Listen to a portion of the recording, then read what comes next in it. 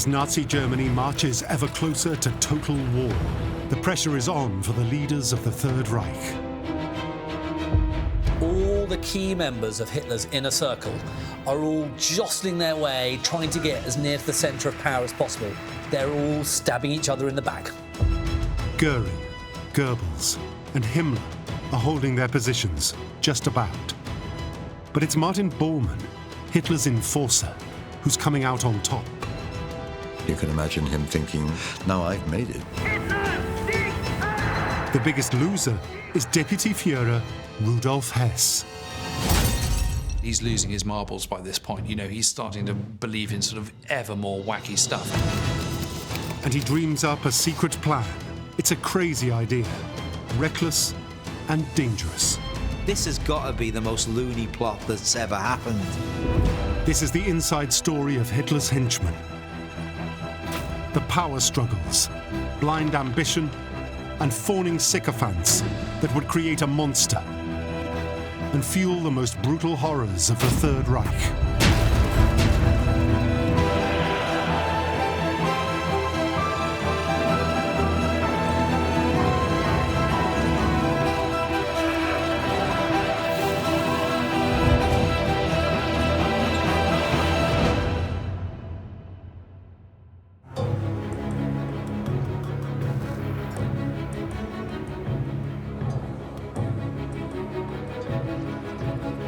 The top brass of the Nazi Party take their places on the podium of the Reichstag.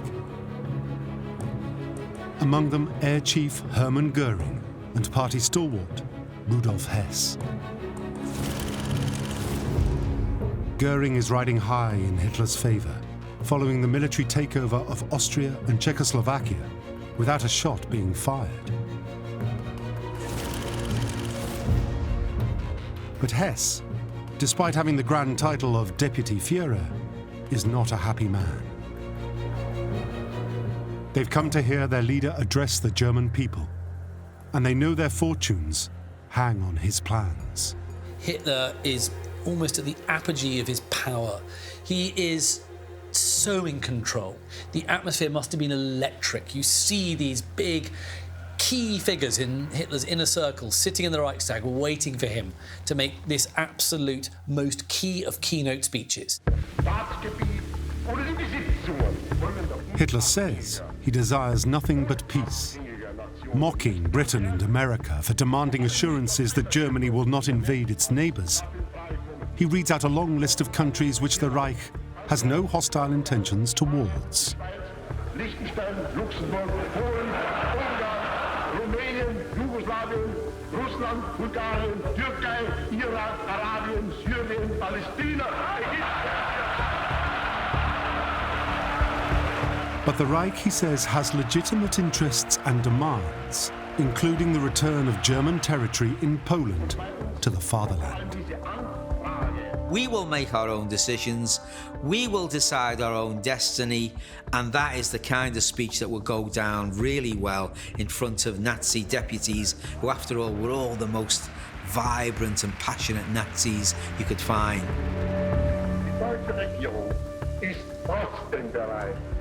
Hitler claims Germany is the innocent victim of foreign aggression, especially from Poland. The speech is essentially a rousing appeal to the German people. We stand at this point. If it involves war subsequently, so be it. But we are in the right. Powerful stuff. Nonsense, but powerful. Not everyone is sold on Hitler's vision. The old war hero Göring fears his Führer is biting off more than he can chew. But it's Rudolf Hess who has the greatest sense of foreboding. Hess is an Anglophile. He understands the strength of Britain particularly, but also of France and the United States, and he has severe reservations about how far Germany should push things with Poland at this particular time. Hess knows Hitler well enough to understand that although the Führer talks of peace, he's preparing for war. He was thinking, look, it's all going to go the wrong way. We're going to end up fighting the wrong war. Instead of actually confronting Poland and the Soviet Union, we're going to end up fighting against France and Britain, and that's the wrong war. Back in the old days, Hess was Hitler's closest confidant. Die Partei ist Hitler! Hitler aber ist Deutschland! Die Deutschland! Hitler! Hitler! Sieg! Sieg! His commitment to Hitler is fanatical.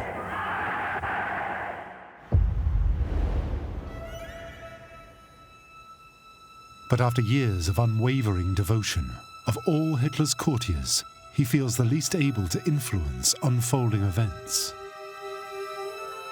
He no longer has Hitler's ear, which in the early days he certainly did have, and it's a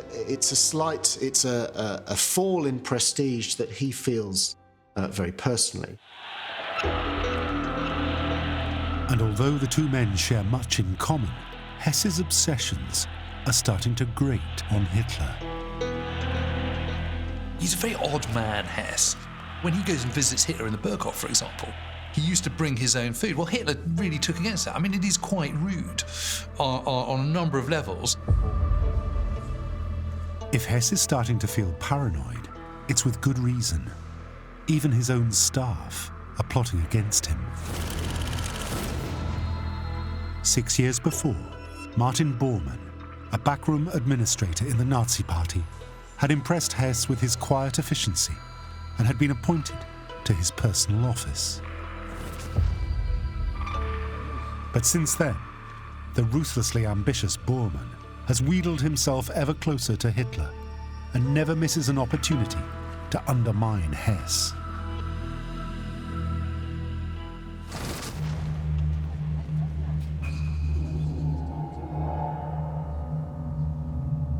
For a schemer like Bormann, his boss is an easy target because he's becoming obsessed with pseudosciences like astrology and horoscopes.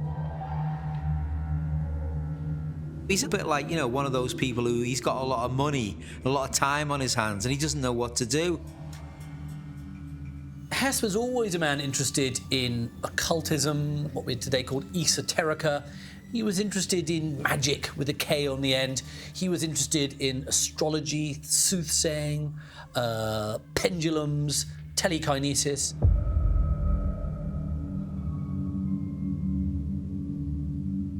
No wonder his own staff are ridiculing the deputy Führer behind his back. On one occasion, an aide comes into his office to see the second most senior man in the Nazi Party trying to exert the power of mind control over a chair.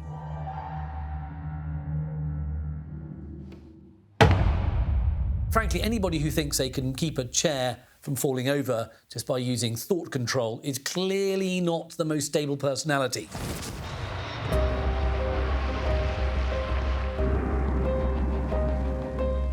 Hess's insecurity increases when he discovers Nazi leaders have been summoned to a crucial meeting in the Reich Chancellery to plan the invasion of Poland, and he's not been invited.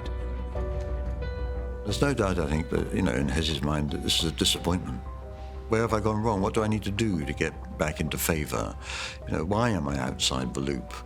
And he's not a very astute politician, and he's surrounded by people, the Görings, the Himmlers and so on, who are very astute politicians. But despite his flakiness, Hess is right to worry about all-out war in Europe, and he's not alone. As preparations for the invasion of Poland continue, Hermann Göring is also anxious. He knows that Hitler is eyeing up communist Russia, and Poland is just the stepping stone to the main prize. Göring has close contacts to Britain and therefore believes far more than Hitler does that an invasion in the East will lead to an entry of the United Kingdom into the war, as a result of which Germany will ultimately be in a two-front war in the East and in the West, and that Germany is unlikely to win that kind of war. And that is again why he is so hesitant in 1939. Hitler's gambling that Britain is bluffing that it won't come to Poland's aid. Göring fears the Führer is misjudging London, but realises there's no changing his leader's mind, so he makes a tactical retreat. Hermann retires to his estate, which distances himself from the decision if it goes badly, but also, I think, to safeguard his relationship with Hitler to the extent that he didn't want to become a pain, as it were, to Hitler.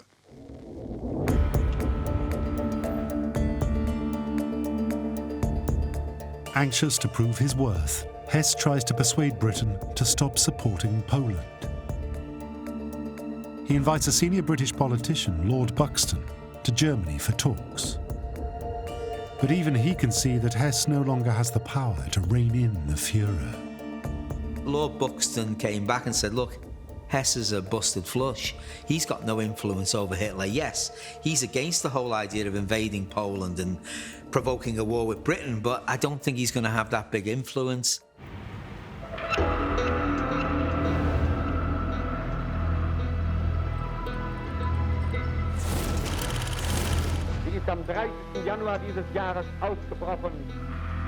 Joseph Goebbels, Hitler's trusted minister of propaganda, has no reservations about going to war and offers a pretext to invade Poland.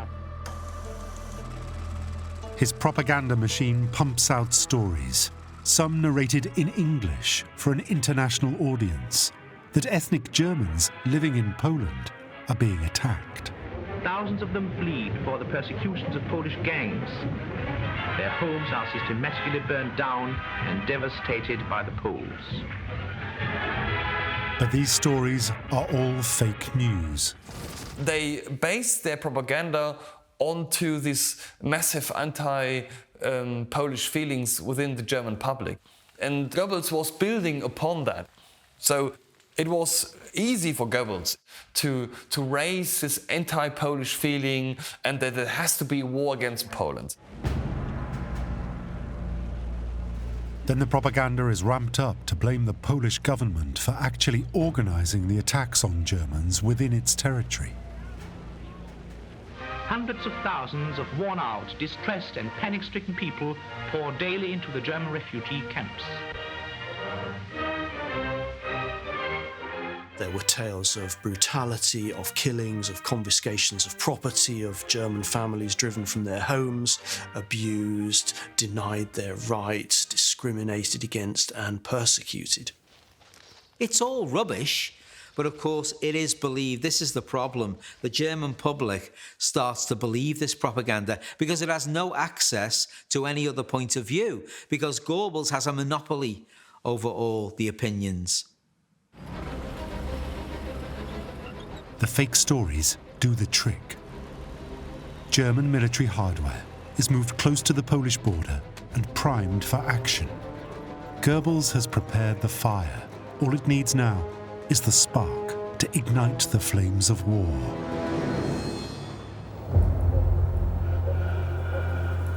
And it's not long before they get it.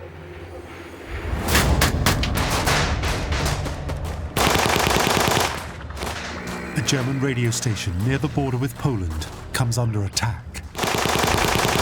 Some of the raiders are killed. They're found to be Polish soldiers. Later that night, Berlin radio broadcasts the news of this outrageous provocation. But all is not as it seems. The whole thing has been staged, the brainchild of SS boss Heinrich Himmler. The raiders were in fact SS troops in Polish uniforms and carrying Polish guns. And the bodies left at the scene, they weren't Poles either. A group of concentration camp prisoners were taken from their normal confines.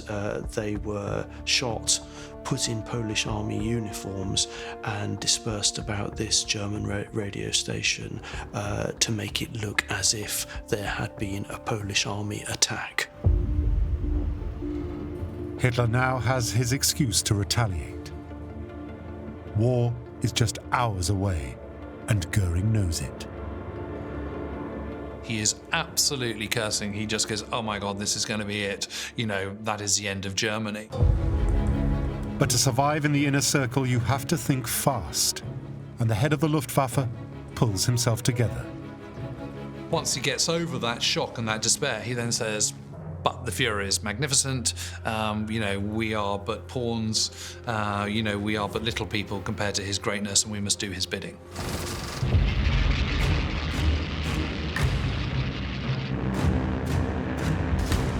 Dawn on the 1st of September 1939, the point of no return to the deadliest conflict in human history. Göring's Luftwaffe launches the Second World War by bombing civilian targets in Poland.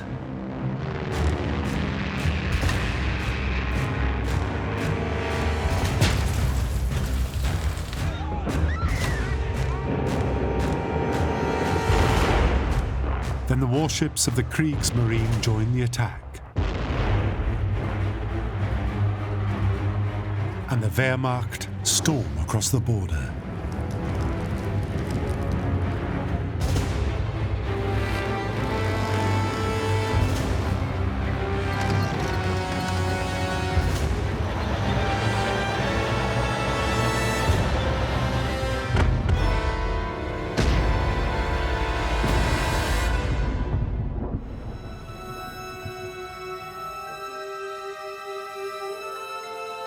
Now the conflict has begun.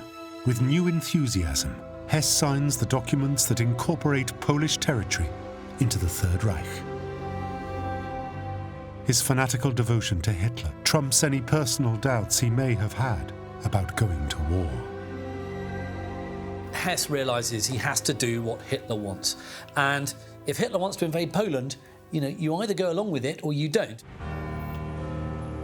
2 days after the invasion, the whole game plan changes when Britain declares war.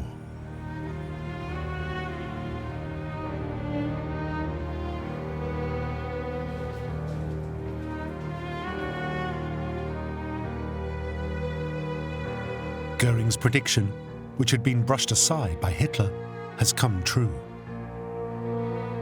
Göring is heard to have muttered, if we lose this war, then God may have mercy upon us. At the same time, he knows that this is not the time to challenge Hitler, and that Hitler would certainly not like to hear him say, I told you so. So he, despite his reservations, he decides that he has to go with this, that he has to stick with Hitler. Britain may now be in the war, but it can't stop Germany overrunning Poland within 5 weeks.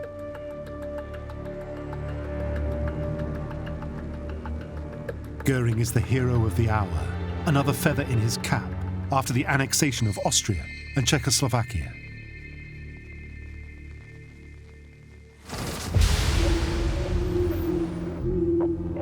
Now Heinrich Himmler moves center stage. He unleashes the SS to crush any resistance. But they go further, seeking out and targeting Jews and other undesirables. It's another ominous step towards what will become known as the Holocaust.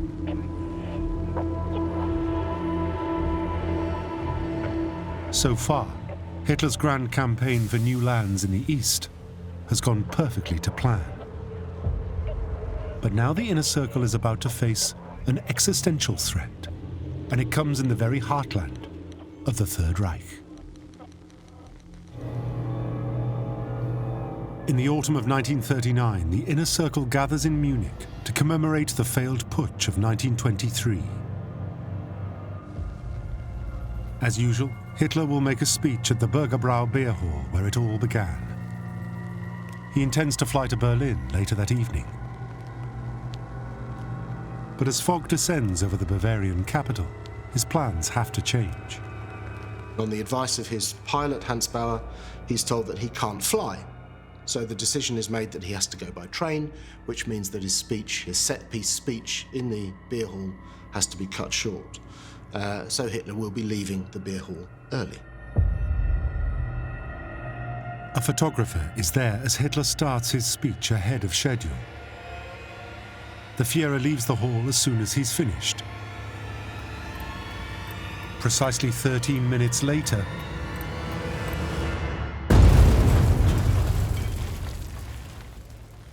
the bomb had been planted right behind where Hitler would have been. 8 people are killed and many more injured.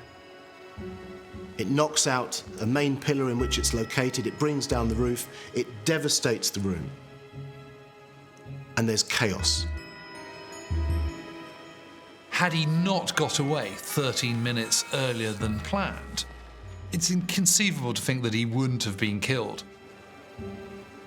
Hitler's life is effectively saved in 1939 because of bad weather. It's one of those amazing what-ifs, and it's amazing how little it's known today. Each henchman, in his own way, tries to make capital out of the failed assassination and use it to curry favour with the Führer. Hess stages an elaborate ceremony to honour the blood martyrs, and of course to laud praise on the Führer's miraculous escape.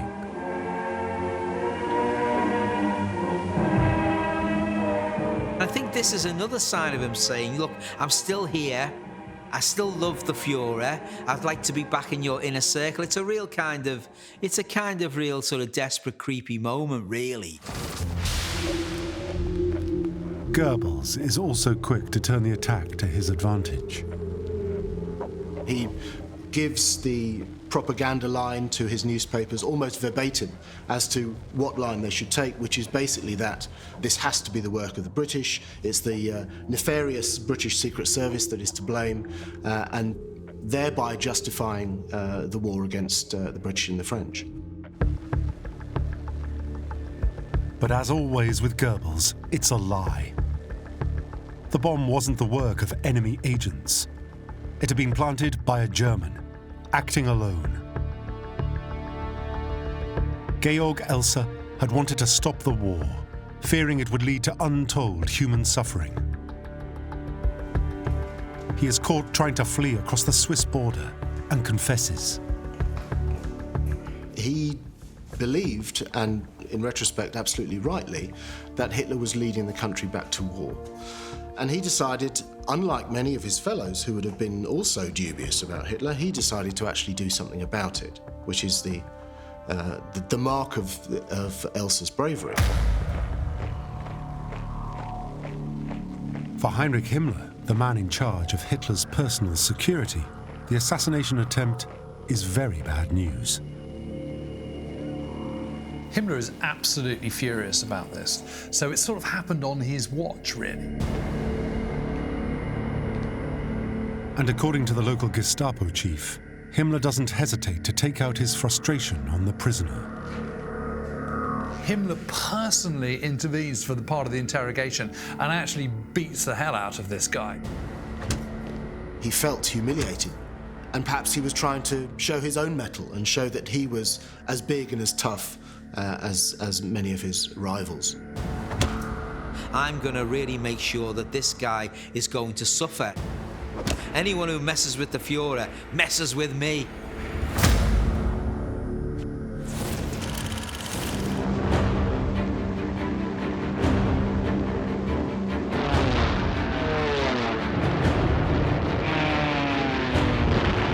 Spring 1940.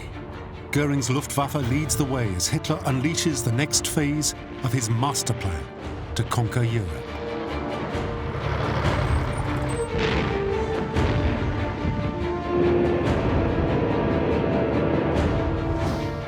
First, German troops occupy Denmark and Norway. Then a huge invasion force pushes its way through Luxembourg, the Netherlands, Belgium, and then defeats France within 6 weeks.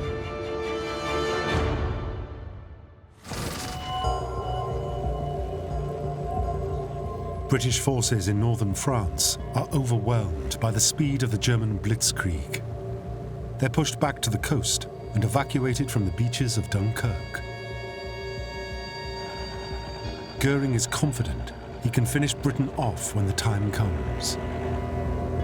Within a matter of 2 months, the situation of Germany in Europe has been transformed, and the situation for Hitler and his entourage will be transformed as well.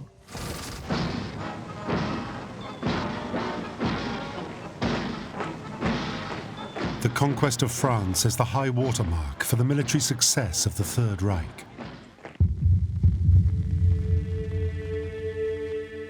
Hitler is triumphant. This victory has been his life's ambition and sweet revenge for humiliating defeat in the First World War. Göring basks in his Führer's success. The fall of France meant also for Göring that he reached the peak of his career. But he was still keeping his position at the top of the pyramid. Newly promoted to Reichsmarschall, the most senior rank in the military, Göring heads to Paris, to the Louvre, and rewards himself with the spoils of war.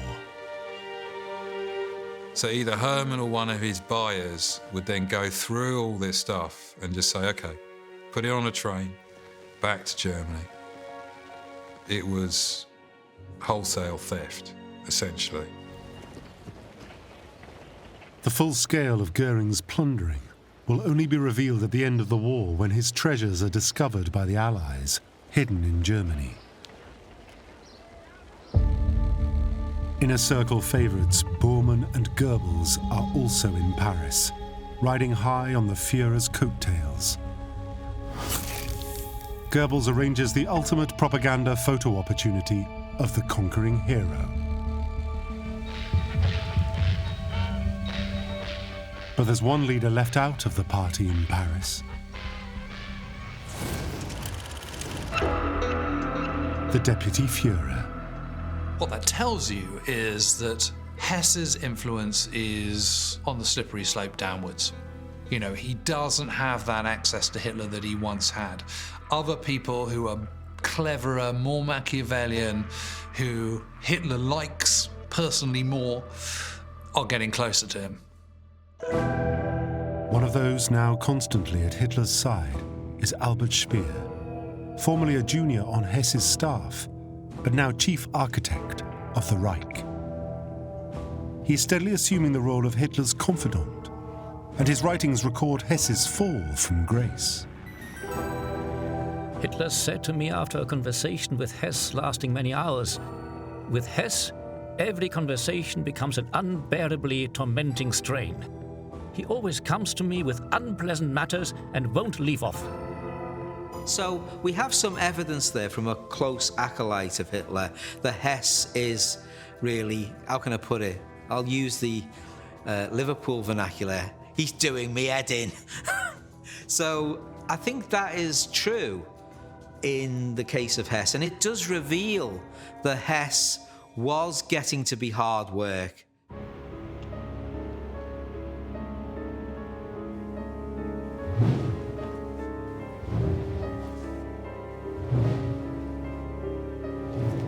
Shut out of the inner circle, the pressure is getting to Hess, and the others can see it. Göring gossips about how the Deputy Führer uses psychic powers to divine if letters bring good or bad news. While Hitler no longer takes him seriously, saying, "I only hope he never has to take over from me. I wouldn't know who to be more sorry for, Hess or the party." Hitler's waging world war. That's what really interests him at the moment. He's not interested in Hess's anxieties about, party rivalries.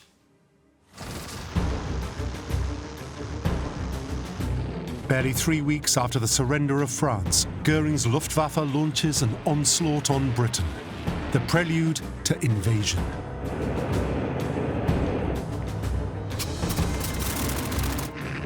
The Battle of Britain is underway, but it will see a turn in the fortunes of war.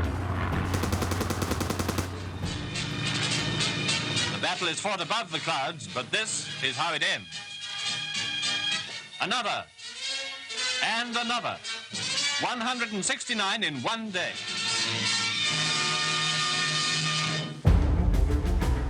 Against the odds, the Royal Air Force holds out. And the Blitz, the intensive bombing of cities and industry across the country, fails to weaken British resolve. For the first time, the Nazi war machine doesn't look quite so invincible. And this reveals one of Göring's great shortcomings, because although he is a great war hero, he's never been to staff college, and actually he just doesn't know what he's doing militarily as Commander-in-Chief of the Luftwaffe.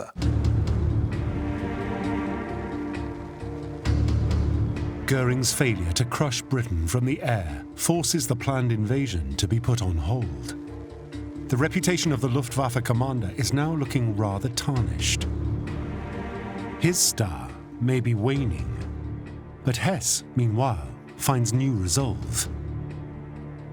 He begins to formulate a secret plan, an opportunity to redeem himself, with the help of a skill he learnt many years before.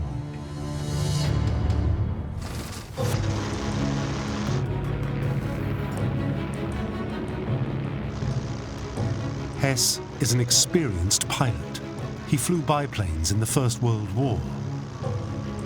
Now, he familiarizes himself with the prototype of the latest Messerschmitt, taking it on flights under the guise of testing its capability.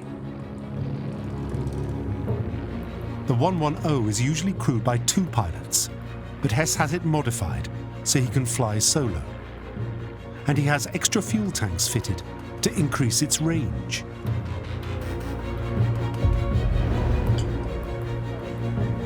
Hess knows that Hitler is preparing to invade Russia, and he recognizes that Germany cannot fight a long war on 2 fronts. His outlandish plan is to go behind the Führer's back, fly to Britain, and try to meet an influential contact who, he hopes, will introduce him to Winston Churchill. The aim? To persuade the British to sue for peace. He knew if he would be able to make peace with Britain, that would definitely please Hitler. Here, the Führer, I bring you the peace with Britain. This would also, of course, immediately overnight meant that he would make it back in the inner circle again.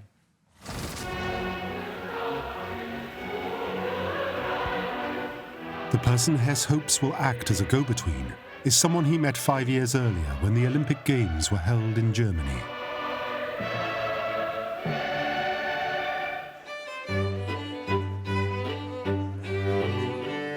Behind the scenes, the Nazi leaders laid on lavish parties for foreign dignitaries, and it's then that Hess is thought to have been introduced to a well-known Scottish aristocrat. It's at one of these banquets where it is said that he met the Duke of Hamilton, and there they forged some sort of connection that Hess would use in the future. Like Hess, the Duke of Hamilton was a keen pilot. In fact, he was something of a hero in the aviation world, after being the first person to fly a biplane over Mount Everest. To Hess, this dashing adventurer with a fancy title must have come across as being at the heart of the British establishment. Someone very well connected, who probably mixed with royalty, and perhaps even had a direct line to the British leadership.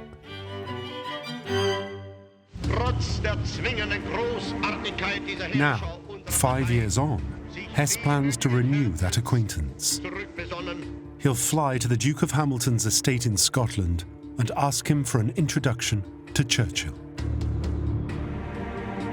So, emboldened by all these sort of ideas of, fate and Nostradamus and astrology, Hess decides that he's got one last card he can play, and if he plays it well, he will have the eternal gratitude of not only his beloved Führer, but also of the German people. At the beginning of May, Hess visits the Führer in the Reich Chancellery. It is to be their last meeting. Hess never said what they talked about that day, a fact that would give rise to a conspiracy theory that maybe Hitler was in on the plan.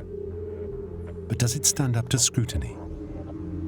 There's no evidence whatsoever that Hitler knew about Hess' plans. And all evidence we have is very clear that Hitler was totally surprised by that step. So to me, it's absolutely clear Hitler did not know that Hess was planning to fly to Scotland and try to negotiate a peace with Britain.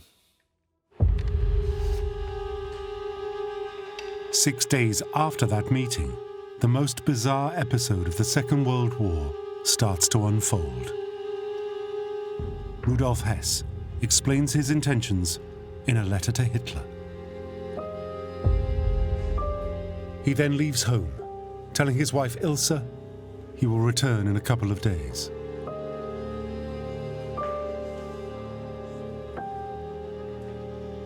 On the 10th of May, Hess plays his last card. It's the card played by a desperate man.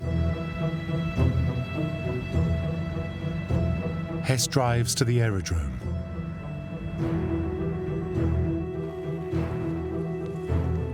He tells his adjutant to deliver his letter to Hitler by hand the following day.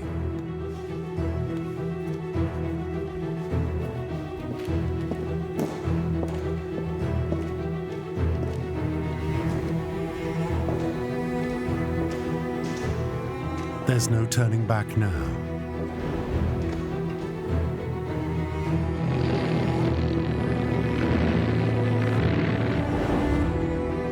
Hess's route takes him across Germany and over the North Sea towards Scotland.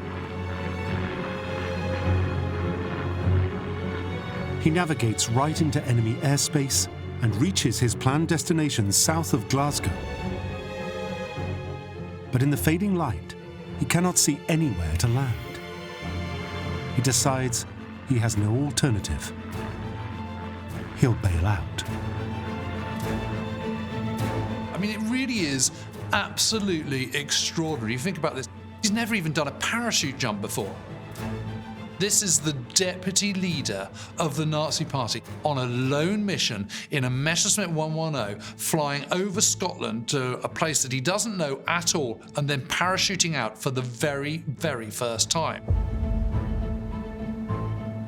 The whole thing is, frankly, you couldn't make it up. But despite all the dangers, Hess lands safely. This is a near miracle that he's managed to do this, and maybe when he lands, he feels he survived this epic flight and this epic parachute drop, and yet he's still alive. He must feel that, well, maybe Providence is making this go well.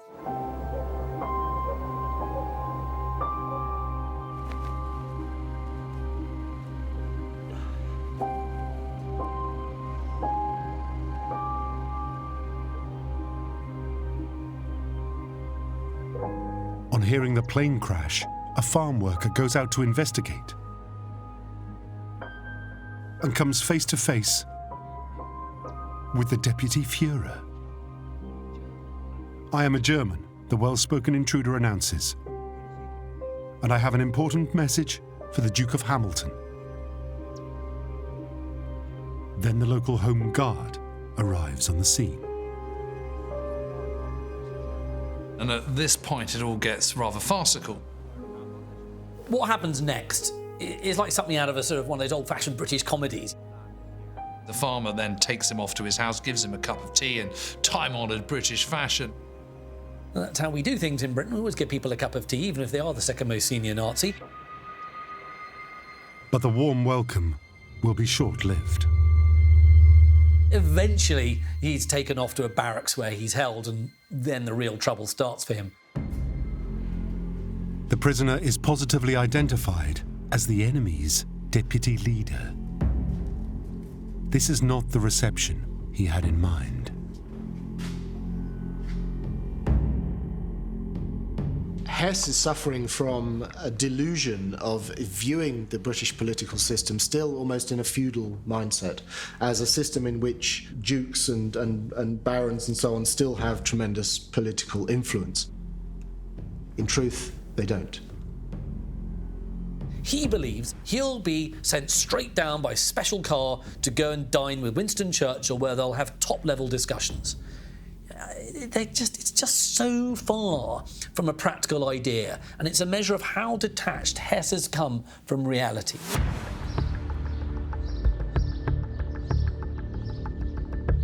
That same weekend, Adolf Hitler is taking a relaxing break at his Bavarian retreat, the Berghof.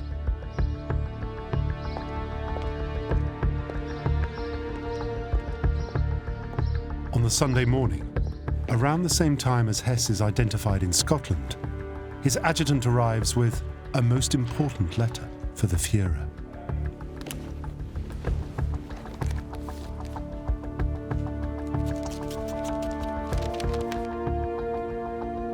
My Führer, when you receive this letter, I shall be in England.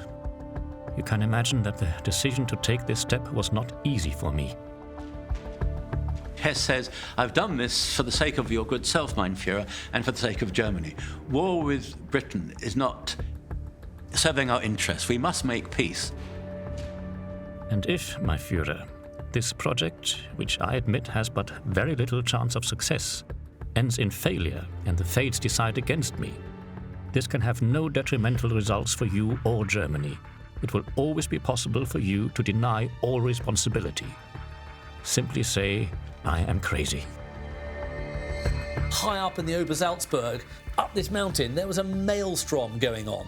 At the heart of it was Hitler, incandescent with rage that his most trusted, loyal comrade from all those years back had just got off in a plane in the middle of the night and flown off without telling him.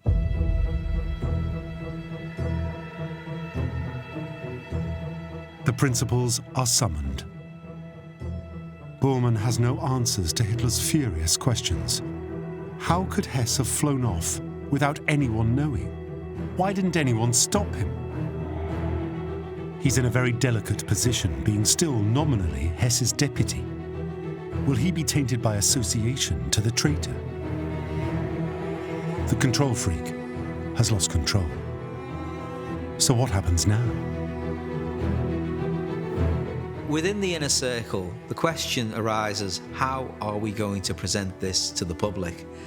So Martin Bormann contacts Joseph Goebbels, and he replies, there are some situations where propaganda hasn't got the answer, and this is one of them. Rudolf Hess has lost the plot. In his diary, Goebbels sums up the mood inside the inner circle. The entire affair is thoroughly confused at the moment. A hard, almost unbearable blow. The Führer is quite shattered. What a sight in the world's eyes. The Führer's deputy, a mentally disturbed man. Dreadful and unthinkable. Now we shall have to grit our teeth. Goebbels does precisely as Hess suggested.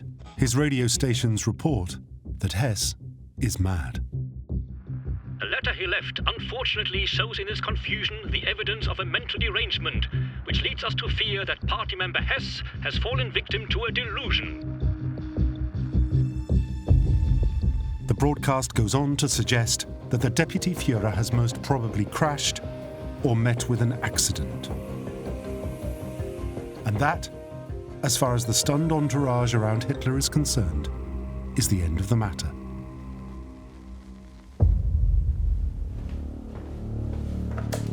Hess becomes a non-person. He is never to be mentioned in public again.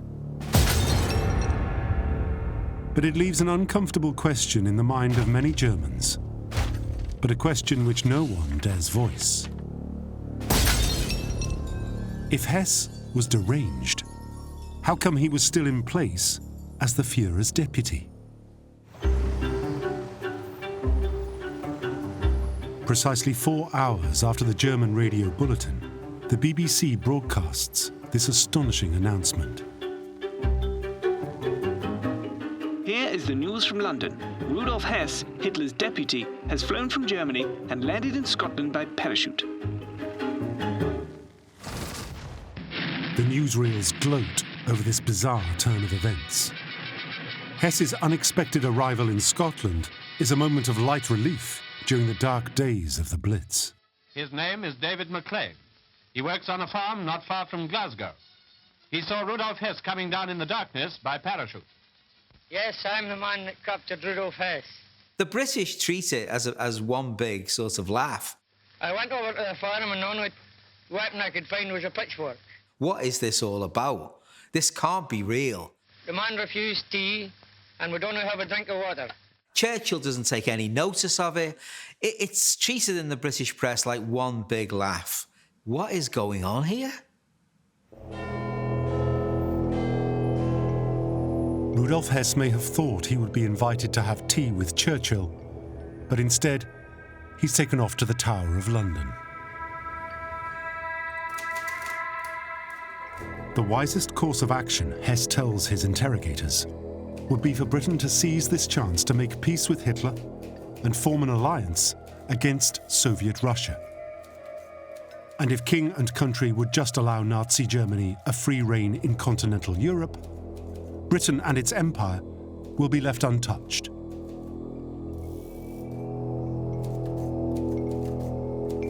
The interrogators can't work out if Hess is deluded or plain mad.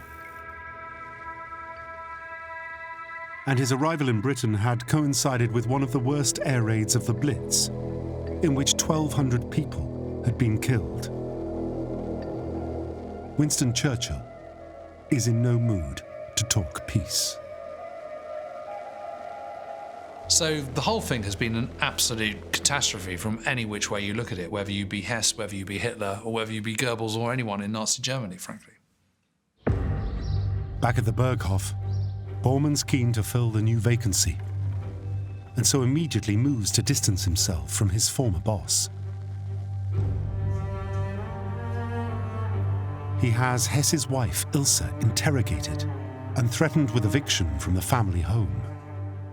But she appeals to Eva Braun, and Hitler accepts she was not in on the plan.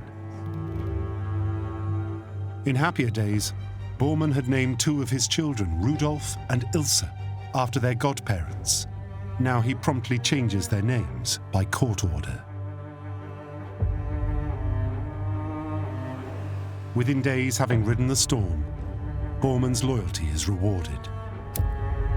Hitler abolishes the post of Deputy Führer, and despite strong objections from both Göring and Goebbels, appoints Bormann as head of the Chancellery, his closest aide and formal gatekeeper.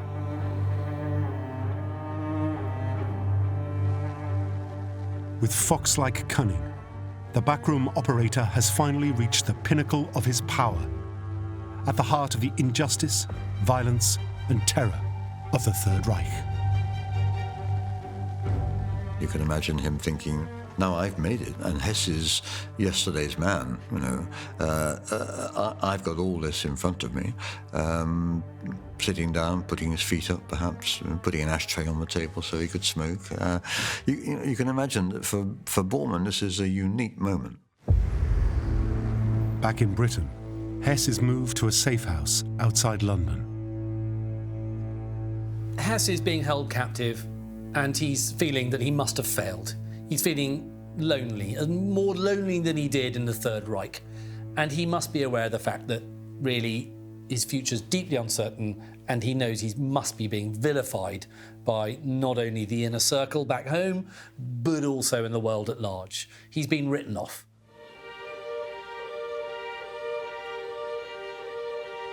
Hess is in the depths of despair. To him, there's only one way out. He reaches his lowest ebb and tries to commit suicide by throwing himself over the banister down into the hall of the building. But Hess fails again. He breaks his leg on landing, is in tremendous pain, and that must have been his lowest moment. Not only had he failed in his mission, but he'd also failed to take his own life. Rudolf Hess will remain behind bars for the rest of his life. He pours his heart out in Red Cross letters to his family and friends. Dear all, you can imagine how I am thinking of you. My thoughts are no less with the Führer and with the whole nation. Someday I shall return home. I am looking forward to it with pleasure. True, I achieved nothing. I was not able to stop the madness of the war and could not prevent what I saw coming. But it makes me happy to think that I tried. And on one level, that is, a pretty sympathetic thing to have written. It looks like a man who desired peace rather than war, and it looks like that he was probably, of the inner circle, the least martial of the lot. And yet we mustn't be too kind to Hess.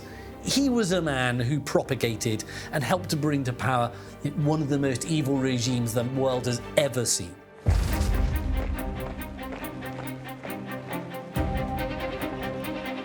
With one man down, Hitler's henchmen reassess their positions. Göring is looking vulnerable, while Goebbels and Himmler are holding their own. And Bormann is stealing a march on all his rivals. But as the war progresses, the infighting among Hitler's inner circle will become even more intense.